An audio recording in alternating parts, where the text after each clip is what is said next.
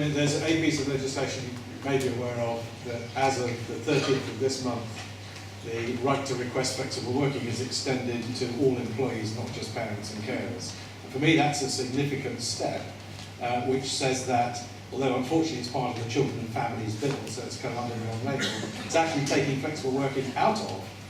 the family-friendly label and saying, actually, this is something to do with anybody, not just anybody who's got a family, who's got a life, is entitled to have some balance between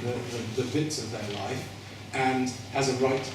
it's only a right to request, but it's still a law, a right to request flexible working, and the employer has, in law, to give them a sensible answer as to why they can't do it. So that puts more pressure, I think, but I think for me the significance of that is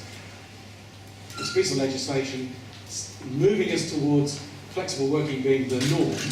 rather than it being the exception. And up until now, it's been the exception for these kind of exceptional people who've kind of got families, so we ought to do something for them. Now, it's a universal right to request, admittedly, so the legislation started to come that way. But I actually don't think that it's going to be legislation that you can't, Yes, you could have some sort of legislation that forces employers reluctantly to give more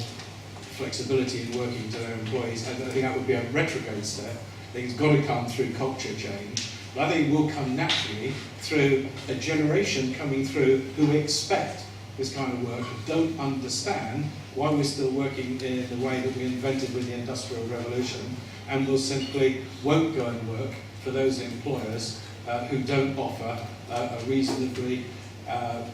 trusting and empowering culture. And as we come out of the recession and we have a shortage of skilled people, and it's primarily knowledge workers, but not totally, those people will simply only go and work for the employers who offer the right